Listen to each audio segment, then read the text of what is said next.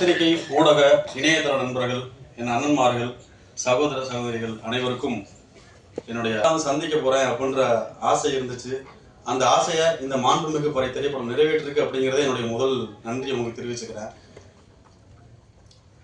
நான் திண்டுக்கல் மாவட்டத்தில் பிறந்து எனக்கு விவரம் தெரிந்து நான் முதல்ல கேட்ட இசை பறை இசை என்று ஒரு நாயகனாக இன்று நடித்திருக்கும் வாய்ப்பு எனக்கு கிடைத்திருப்பது நான் மிக பெரும் பெருமையாக கருதுகிறேன். இந்த வாய்ப்பை எனக்கு அளித்த இந்த திரைப்படத்தின் தயாரிப்பாளர்கள் சுபா சுரேஷ்ராம் மேம் அவங்களுக்கும், இணை தயாரிப்பாளர்கள் நக்கீரன் சார், கவிதா மேம் அவங்களுக்கும் நான் நன்றி இந்த நேரத்தில் தெரிவிச்சுக்கிறேன். அதுக்கும் மேலே இந்த படத்தில் எனக்கு முத சுகுமார் தான் வந்து என்கிட்ட கதை சொல்ல வந்தாங்க. வந்து இந்த கதையை சொன்னாங்க. சொல்லும்போது எனக்கு எப்படி ப்ரோ இது பண்ண போறீங்கன்ற மாதிரி நான் கேட்டேன். நீங்கள் பவுண்டு கொடுங்கன்னு சொல்லி நான் கேட்டு வாங்கி நான் படித்தேன். படிக்கும்போது ரொம்பவே பிடிச்சிருந்துச்சு எனக்கு. இதை நான் பண்ணணும் அப்படின்னா நான் ஒரு பறை இசை கலைஞர், பறை இசையை கற்றுக்கிட்டா மட்டும் பத்தாது, பறை இசை கலைஞனாக நான் வாழ்ந்தாகணும் அப்படிங்கிறத நான் புரிஞ்சுக்கிட்டேன். அதுக்காகவே உலக அரங்குகளில் போய் பறை இசையை வாசித்து கொண்டிருக்கும் எங்களது திண்டுக்கல் மாவட்டத்தை சேர்ந்த சக்தி கலைக்குழுகளில் போய் நான் பறை கற்றுக்கிட்டு வந்து நான் இந்த படத்தில் நடித்தேன்.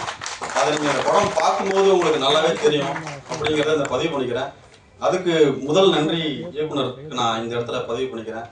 இரண்டாவதாக கோ ப்ரொடியூசர் முரளி, அவர் இல்லை அப்படின்னா இந்த படம் கிடையாதுங்க. ஏன் இப்படி சொல்கிறேன் அப்படின்னா, ப்ரொடியூசரே அவர் தான், ஒரு தம்பின்னு ஓகே, ப்ரொடியூஸ் தயாரிப்பாளர் சாரிங்க ஓகே, அவருக்கு ரொம்ப அவர் இல்லை பண்ணால் இந்த படமே கிடையாது. ஏன்னா அவருக்கு வந்து சினிமான்றது ரொம்ப புது களம். அவர் இங்கே வந்து அங்கே துறையூரில் தான் அந்த படைப்பிடிப்பு நடத்தணும்.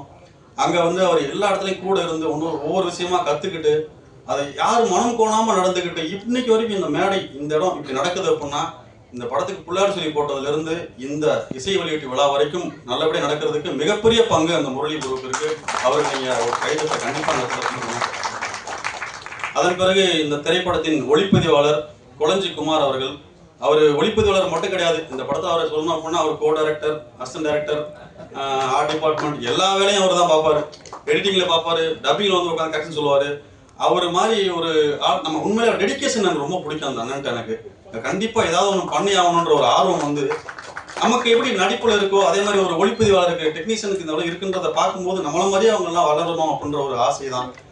அதன் பிறகு என்னுடன் இந்த படத்தில் கதை நாயகியாக நடித்திருக்கின்ற காயத்ரி ரமா அவர்கள் வந்து ரொம்ப அருமையாக பண்ணியிருக்காங்க. ஏன்னா இந்த படத்தில் வந்து சொல்லப்போனால் நான் நாயகன், என் நண்பன் ஆரியன் அப்படிங்கிறதுக்கு மேலே அவங்க வந்து கிளைமேக்ஸில் ஒன்று பண்ணியிருப்பாங்க. அது கண்டிப்பாக அவங்களுக்கு நல்லபடியாக பேசப்படும் அப்படிங்கிறது நான் இங்கே பதிவு பண்ணிக்கிறேன். அங்கே மாஸ்டர் வந்து டான்ஸ் ஆட சொல்லும்போது ஸ்டெப்பு வரல ஆரியனுக்கு, இங்கே வந்து ஸ்டெப்பு போட்டுட்டு இருந்தாரு. என்னடா இந்த ஆர்டர் ஸ்டேஜே ஆடுது லைட்டா, என்ன ப்ரோ என்னங்க அப்படின்னா அவருக்கு எந்த ஆர்டரில் போகிறது எனக்கே தெரியல. நானும் ஒன்றும் பெரிய பேச்சு கலைஞன்லாம் கிடையாது. ஆனால் எந்த ஆர்டரில் போகிறதுன்னு அவருக்கு தெரியல. அவரு வந்து பேசிட்டு என்னை கொலை போட்டு போயிட்டார். நான் ஒரு மாதிரி ஆர்டர் வச்சுருந்தேன்.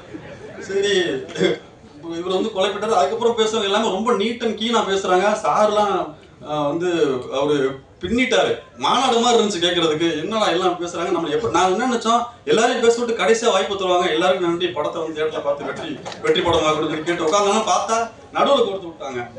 இந்த வேலையை பிஆர்ஓ சதீசன் தான் பார்த்துருப்பாருன்னு நினைக்கிறேன்.